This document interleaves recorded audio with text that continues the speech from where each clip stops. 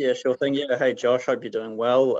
Yeah, obviously we just got the news that Alex is going to be out for the rest of the season and faces a pretty, long term on the sidelines. How tough is that as a team to get an injury blow like that? Yeah, look, I don't want to. It'd be an understatement to say that it's not going to be a really tough loss for us. Bruce has been, crucial this season for us. Obviously, he's a captain as well, on and off the pitch. So we've only just really gotten the news this morning. We're unsure after the game. You never really know until you get like the scans and doctors checked up. So we only just found out this morning. But he's going to be a huge loss for us. We've got a good depth of squad, so it's now time for other players to obviously try and stand up and prove themselves as well. But Bruce has done really well for the season, so it's going to be a tough one, I have to say. Yeah, I think the last time I spoke to you, you kind of spoke about some of the injuries you'd suffered in your career. I mean, as a teammate, how do you guys kind of rally around a guy like Alex to make sure he's kind of got that support while he's out for a while? Yeah, it's even more important now, I think, because we're all away from home, or the Kiwi boys are also. So he's away from his family, and so it's important for us, I guess, to keep that sort of team environment around him. I don't know how long the injury will be or how long he'll be out for, but I think it will probably be a little bit of a longer one, unfortunately. So I think it's good that we're here, and the boys are. It's a very good team environment, I have to say. We're all very close, and that will help him, and he'll help us as well. He's already shown he was in this morning as well. He's obviously a big part of the team, and he'll be around the boys trying to do his best to support us off the pitch, as when he can't play at the moment. But there's still things he can do off the pitch, help the boys, I guess. Yeah, and with Clayton away with the New Zealand national team. Does that change your role? Ufuk kind of mentioned after the game against Brisbane that you might be the most logical candidate to push forward into midfield. First time hearing of it. To be honest, I didn't actually watch the interview, so I wasn't aware that what he'd communicated. But yeah, possibly, whatever position he puts me in, I'll play, sort of thing. I've played there before in the past. That's actually predominantly where I played in my footballing career. I haven't played that position in a while, but we're a bit short-staffed in the midfield area at the moment. We're losing quite a lot of players as well with the national team traveling away the next week or two. So yeah, I'll look forward to any role that they can give me, to be honest. Just to go for and see what happens. But yeah, we'll find out today. We literally got in this morning, so I haven't actually spoken to any of the staff we haven't had any meetings, so I'm not sure what exactly they're planning, but I guess that could be a possibility if Wolfie's saying it himself. Yeah, because so prior to coming to the Phoenix, had you mainly played as a central midfielder? Yeah, I'd played predominantly as a six in my time in Germany, and then when I came over to the Phoenix, it was sort of clear that I transitioned to more of a centre-back role, which I personally really enjoy. I think it's actually suits some of my attributes possibly even more. So I'll have to do a lot of running this week. I'll get on the bike, probably not eat anything actually. Got to cut the weight. But no, I'd played there predominantly over my sort of youth career. Just haven't played there in the last few years, but something I don't think you lose necessarily. You know what I mean? It's at the end of the day, it's all football. Just win your tackles. You know what I mean? And Yeah. the rest will sort itself out. So whatever happens, I'll look forward to it, to be honest. Yeah, just a final one before I let Nigel have a go. Just in terms of the result in the game against Brisbane Roar, I mean, were you guys pretty disappointed with that? You'd been on such a great run. Yeah, hugely, to be honest. I don't think we didn't see ourselves, to be honest, in the last game.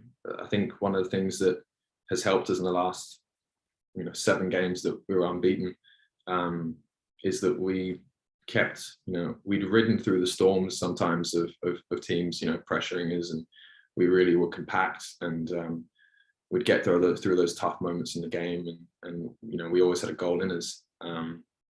I just think we just didn't show that in the game against Brisbane, for whatever reason that might be. but we just didn't look ourselves on the pitch, I don't think. It happens, I guess. You can have a bad day at the office, but it's important, I think, that we sort of take that in our stride and keep the momentum we have, because at the end of the day, it's one loss and it's not good, but we still do have a really good upward momentum that we've been carrying with us for the last 2 months. So I think we have to keep that with us. We've still got games in hand, and we can catch the teams above us.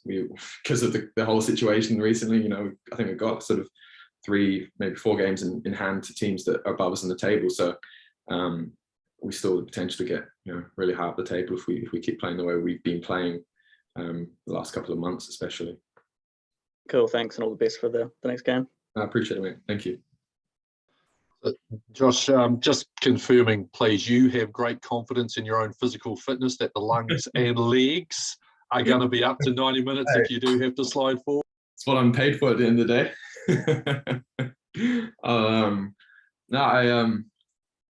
I think, get through it.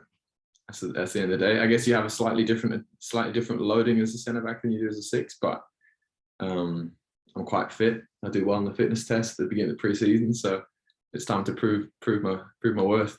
I'm looking at that smile. You actually look genuinely excited at the prospect of doing this. There we go. To be honest, I guess maybe it's been a while. Again, I genuinely don't know what's going to happen, so maybe it's all just false hope to a certain extent. But I haven't played there in a while, and it's something a bit more an attacking role. So if it does come to that, then yeah, I'd be very excited to do it. And if I can help the team, hopefully I can help the team in that position. But if that's the case, then I'll be all over it.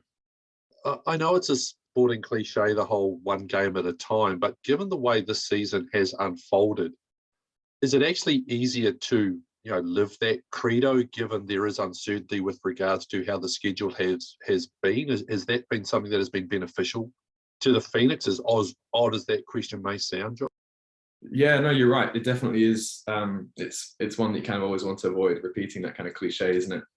But it is the case. It's been sort of really sort of chaotic and turmoil sort of last 2 months. We had the game against Melbourne City that we were like 10 minutes before kickoff, and the game to get cancelled, you know what I mean, because of the weather. And then we've had the COVID situations. We've had all these situations that we've had games cancelled, haven't played for 2 weeks, and we play like 4 games in 10 days, you know what I mean? So it's been all over the place. And I think you are right. One of the things that has been important for us is to just, even if the game has been postponed, we reset our focus just onto that next game.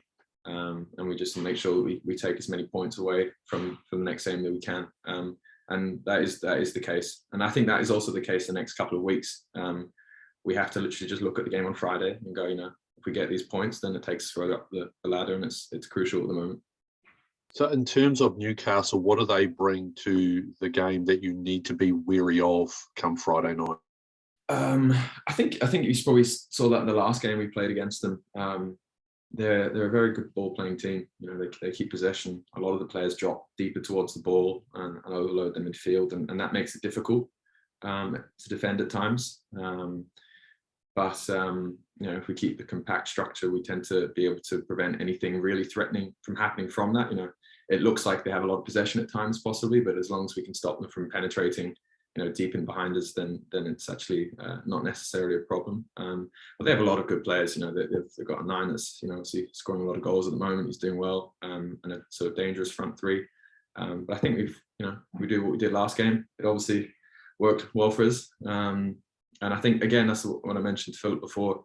One of our attributes at the moment, I think, is when we have our ability to sort of just grind through difficult phases in a game, because we know we've got goals in it. We've got boys up front and in midfield that will get us goals.